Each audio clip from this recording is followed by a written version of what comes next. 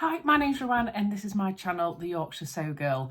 Welcome or welcome back if you're already a subscriber. I am looking, I just feel like all I've done recently is put vlogs out where I'm looking a bit dishevelled. But it is the weekend and I've not got anything on and I just can't bother to do everything. So I've got minimal makeup on. I'm wearing my slouchy, nice, comfy clothes. I've wanged my hair up. You know, it's one of them.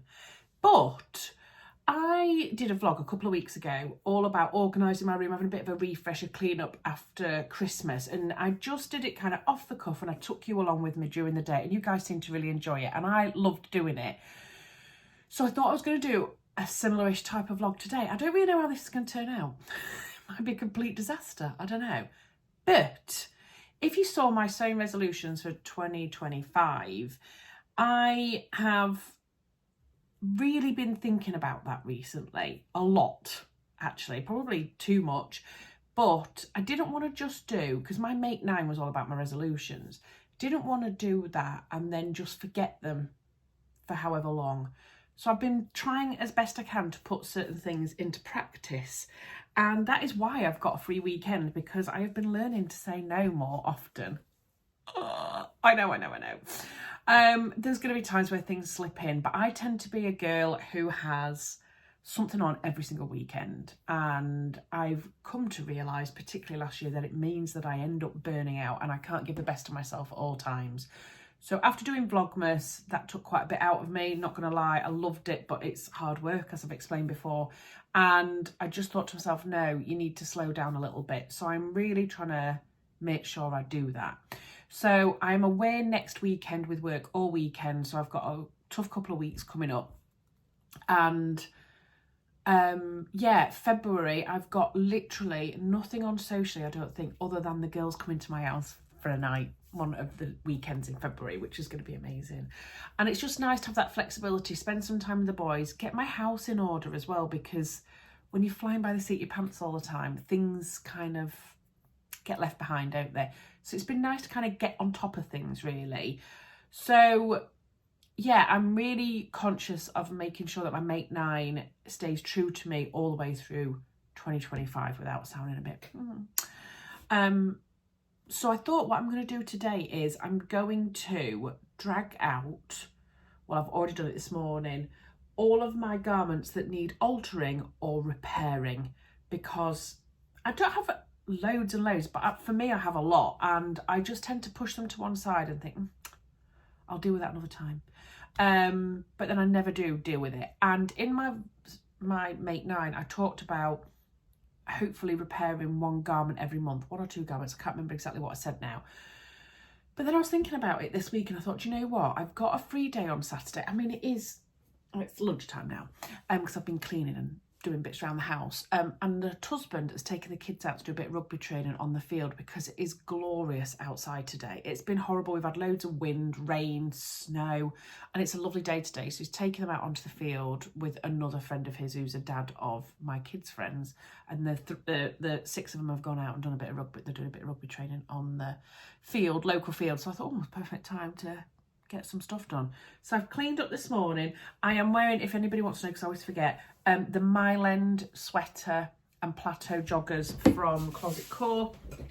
I did it with me and my girls. This is like the most beautiful fabric from First Fabrics. We did in a collab. I've got it in like navy and then mustard and then the same. They're right high. They're like a bit like Simon Cowell pants, but they're so comfy. And they're really high-waisted, and that's why I love these. And yeah, I wear them all the time on a weekend because they're so comfy. I've also got my trusty American Express Stanley Cup. I really need to get another one of these. It's a bit embarrassing walking around with this all the time, but I feel like I've not been drinking enough and my body is literally desperate. So if I'm slipping on this all the way through it, I'm really sorry, but I'm trying to get 2 litres of water into my body today. Another personal thing that I'm trying to do this year. So what I thought I might do is talk you through what's wrong with a few garments. I have got, let's count, 1, 2, 3 garments that need repairing. I did have another one, which was my joggers. They'd split a bit on the crotch. don't know why. I think it's because in my washing machine, the rim, the metal bit of the rim came loose and caught up in a load of clothes in the washer, and it put massive holes in Oliver's pyjamas, so I had to chuck them. And then there was quite a lot of holes in my joggers, which is my other pair of plateau joggers by Closet Core in fabric from Versa Fabrics, my green Christmas tree ones. Anyway, I digress. So I have actually repaired those. It could just be because I've worn them a lot and washed them a lot. But yeah, I have redone the crotch area on that, and so they're fixed already, and that was literally 2 minutes, Ruan, 2 minutes, that's all it took. So I've got, yeah, 1, 2, 3 things to repair and 2 things to modify. Don't think I'll get all that done today, but I thought I'd just talk you through and then we'll see how we get on. So the first one is this, which is a saltwater slip dress, as you know, is one of my absolute favourites. I bought this crinkle viscose fabric from the Fabric Boutique, I think it was.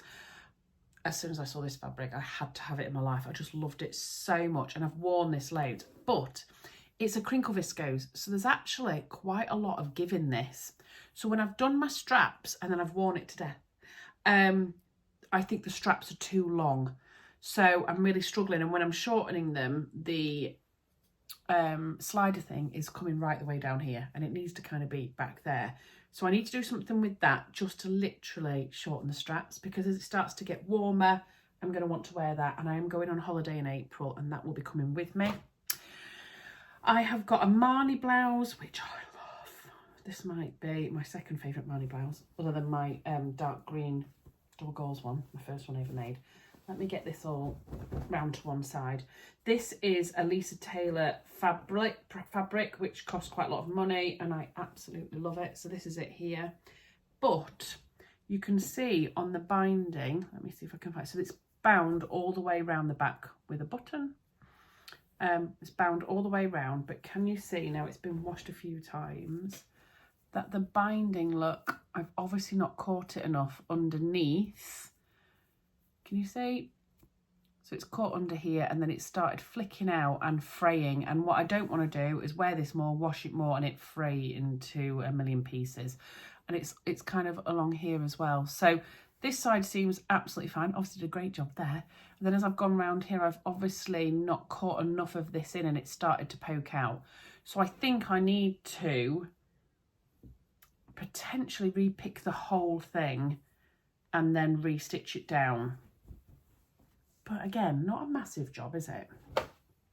Then my third thing for repairing is my Rita dress.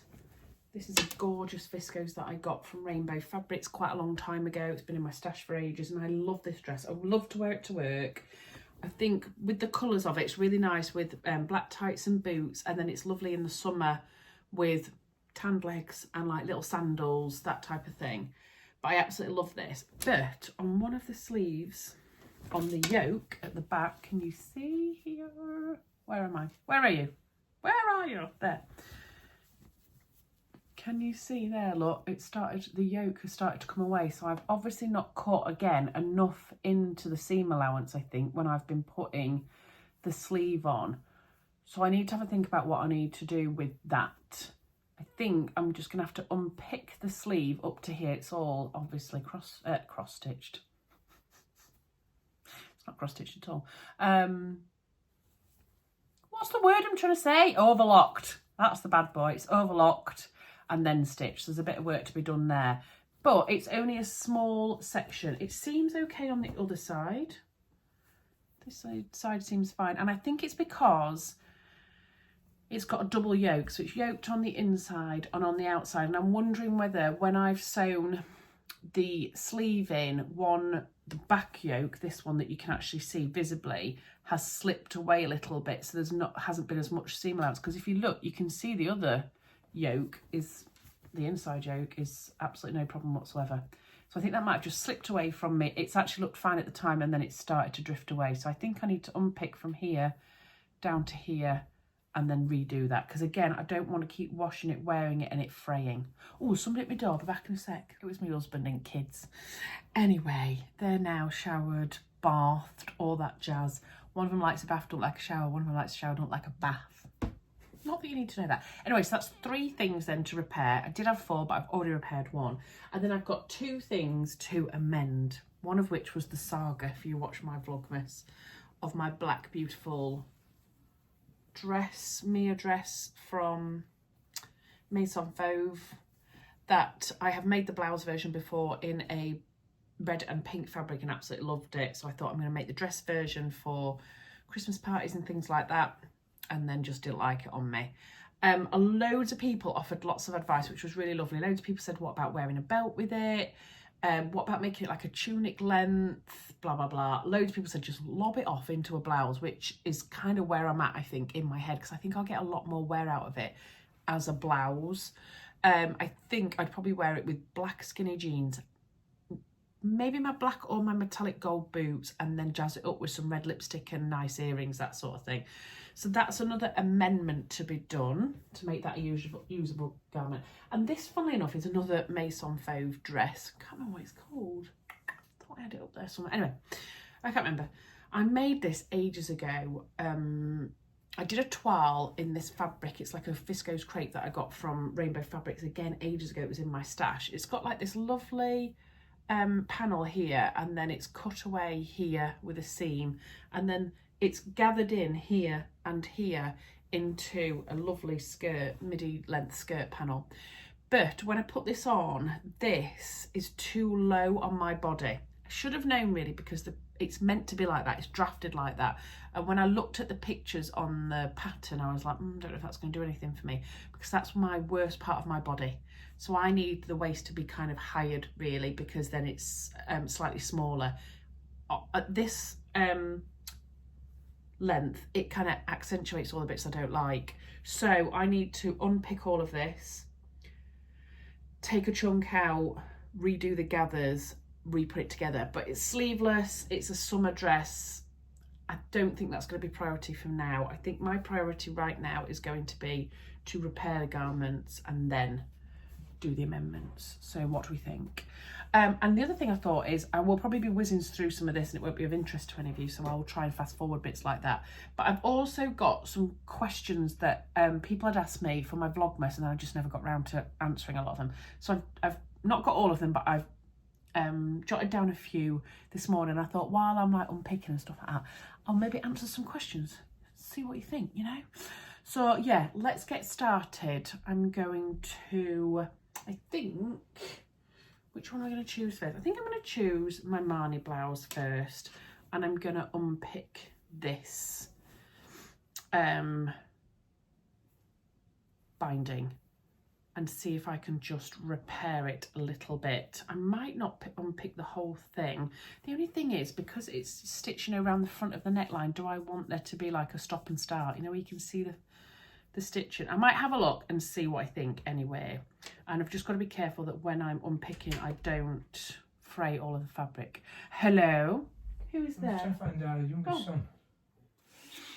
More interruptions. This time from husband, who I just said I'm just vlogging in there, by the way.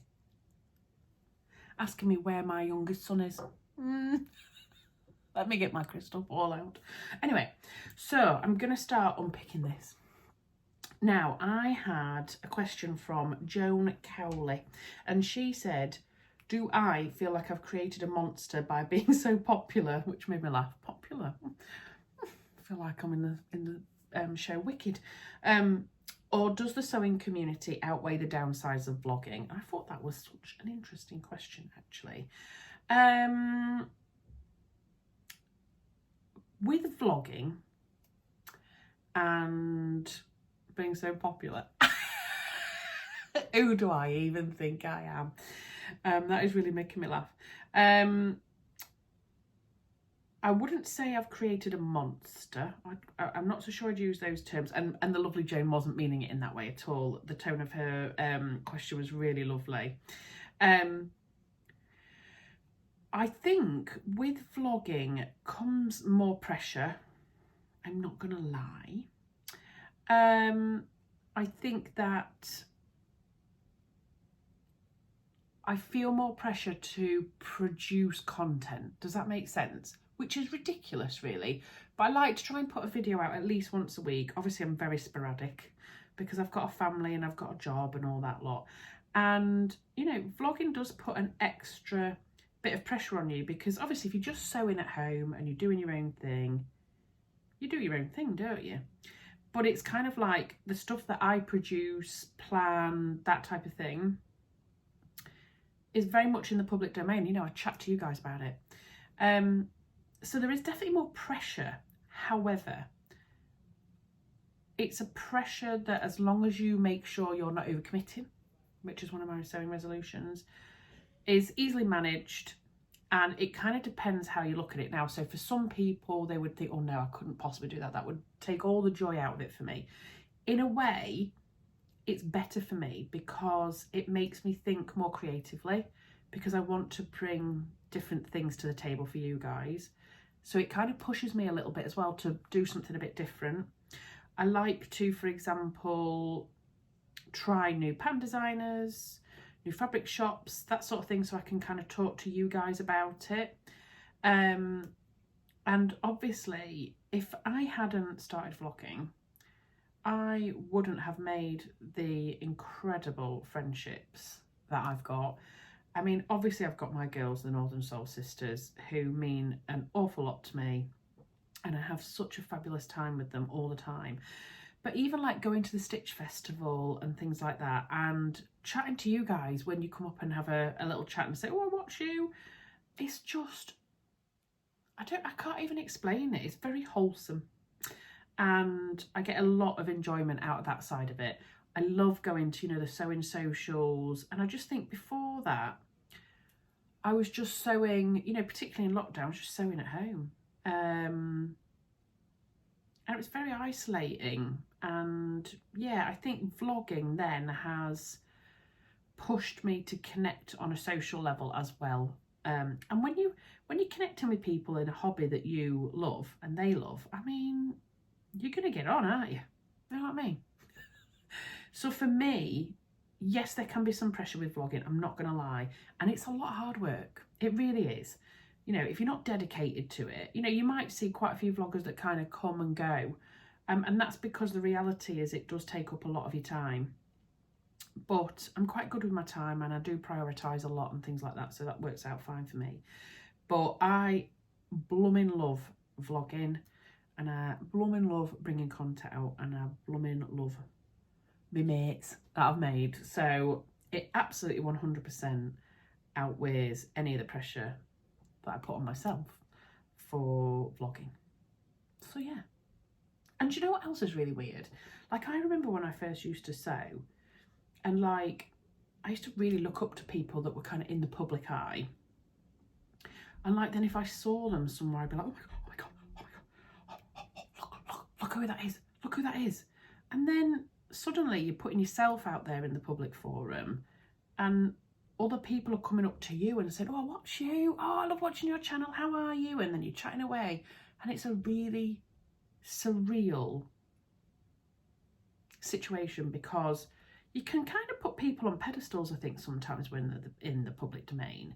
And then when you kind of do that sort of thing yourself and you put yourself out there, you realise that they're just a normal person. I mean, I'm literally here in my house with my hair screwed up in a bun on top of my head,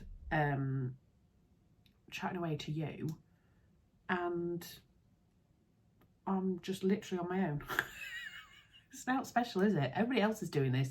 They're just not putting it out there for other people to see. So, my goodness, that was a long-winded answer to that question, wasn't it? Have I bored you all?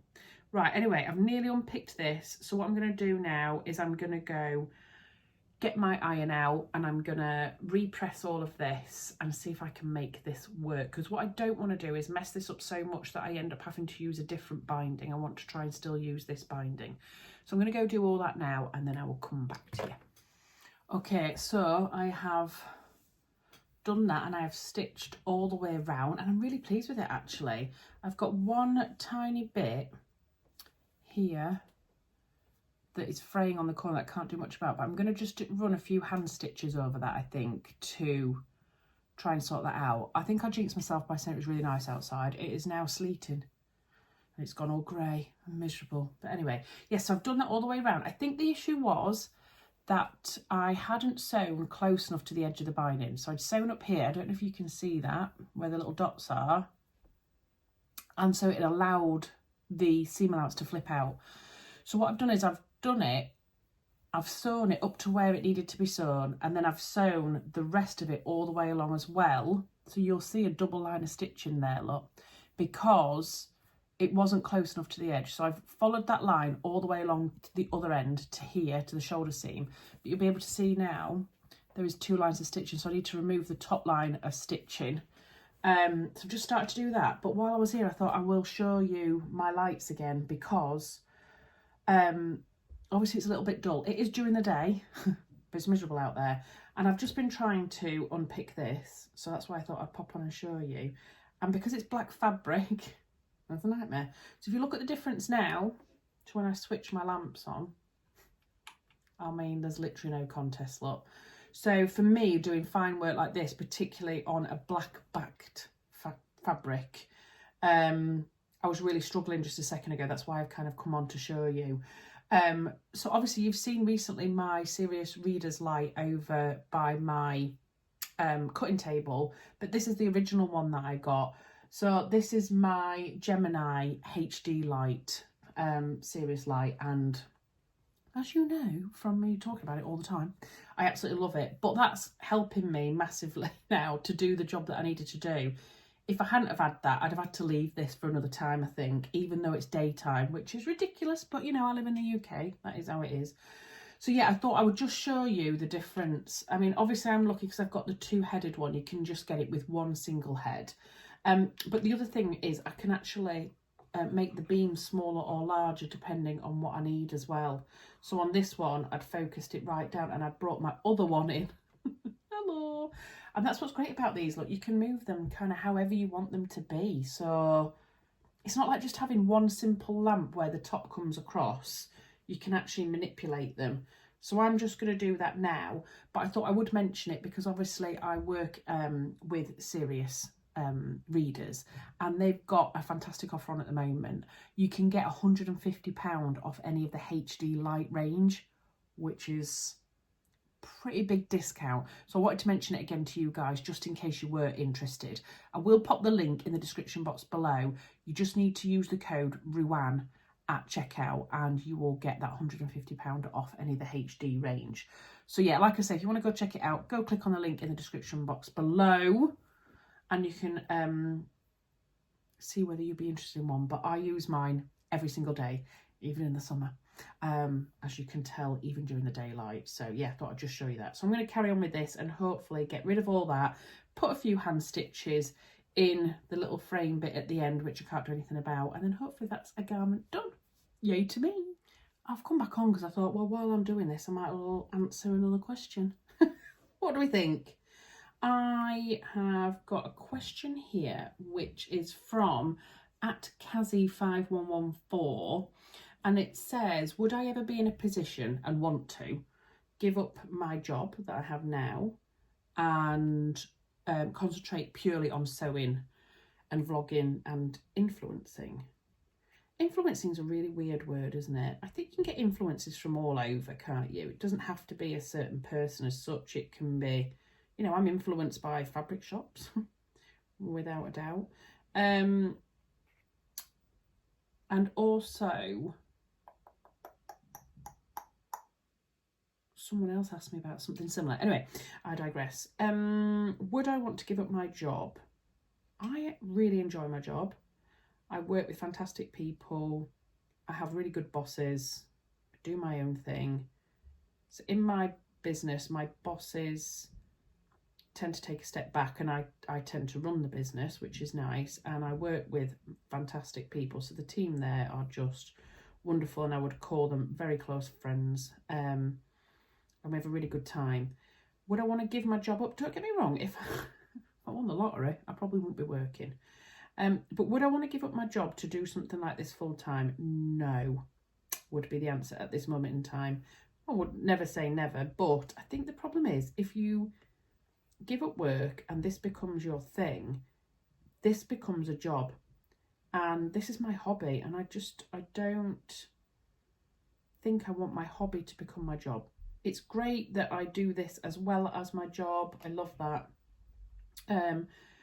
Obviously I'm very lucky in the fact that I can make a little bit of money off it here and there. You know, it's not a lot of money, probably less than minimum wage. But when you're doing something you love, it doesn't really matter as much, does it, I suppose? So no, I wouldn't want to give up my job to do this. I mean, I'd love to give up my job to be a lady of leisure and be able to do whatever I wanted. I feel very jealous of people sometimes when they're not working, they're doing this all the time, and I'm like, oof. But the reality of it is I need a little bit of routine. So if I find it very difficult to manage things, like I don't think I could work from home permanently. A lot of my friends do and they absolutely love it. But I need connection, and I have a really good time at work with my lovely friends, and it's just brilliant. So no, I don't think that I would want to do that really. Now if someone said to me, do you want to work part-time and do more of this, I'd seriously think about it, but I won't be able to earn the money, would I, that I earn at my job. So yeah, it'd have to be a no, unfortunately, on that score. Right, I've picked it all out of the front. Let's pick it all off out the back and snip it off. I'm just going to run a few little hand stitches over that bit that's frayed, but that is looking quite good actually. The only issue that I have got, and that'll hopefully help when it's been washed a bit, is you can see the line of stitching look that I've unpicked. I have seen a little trick that you use the ball point of your unpicker to kind of just rub gently over it, which I will do, but I think that works better with cotton. It's about moving the fibres into the hole basically to try and cover it. But yeah, I mean, I would rather have that than it all fraying in the back. So once I put them stitches in, that's job number 1 done, and then I'm going to go have some lunch and I'll catch up with you in a mo.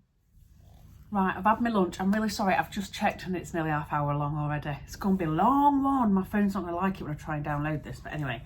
So I'm chuffed I've got one done, and I think I'm going to tackle this one next. So like I said, it is basically the straps have just stretched because it's a crinkle viscose.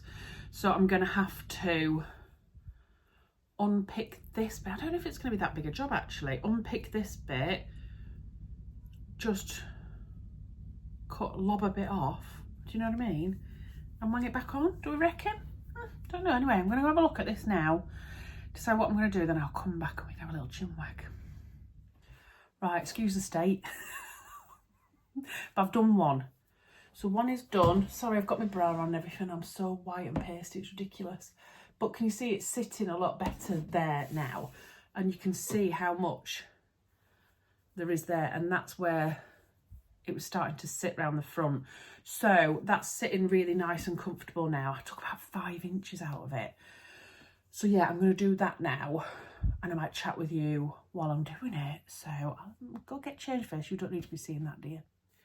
Right, I brought you down here again because I'm getting fluffier and fluffier as the day goes on. While I do the other one. So I need to make sure that I don't do the same one, because that would be ridiculous, wouldn't it? So that's the one that I've just done, I believe. Yes, it is. So let's do another question, shall we?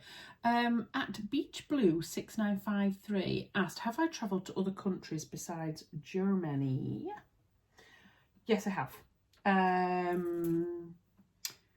I have been to Germany a lot with work. I've lived there. So my dad was in the RAF, so I lived there for 3 and a bit years of my life. That's why one of my besties is German, my friend Claudia. And yes, I tend to go to Germany every year with work. I'm going next weekend. That's where I'm off.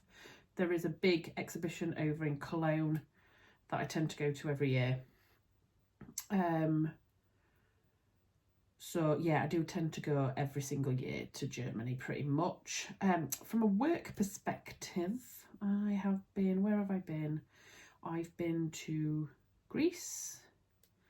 I've been to Dubai.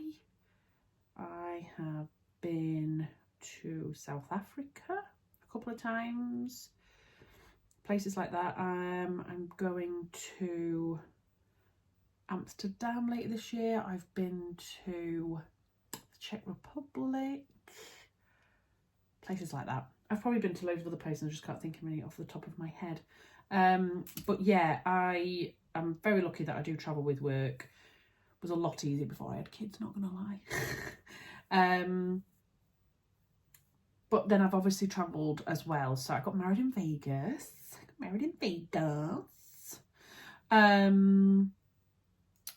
went on my honeymoon to Hawaii, which was amazing.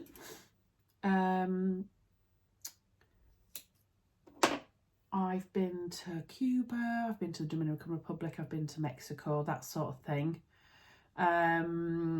But with the young ones, we tend to holiday in like Lanzarote, Tenerife, Turkey, that sort of thing. I'm going to Turkey in April of this year with the kiddie winks. But what we would really like to do is, and what we are doing at the moment, is saving up for Disneyland in America. So we went to Paris, Disneyland Paris last year to trial it, loved it, so now we're saving up for America. So yeah, all good really.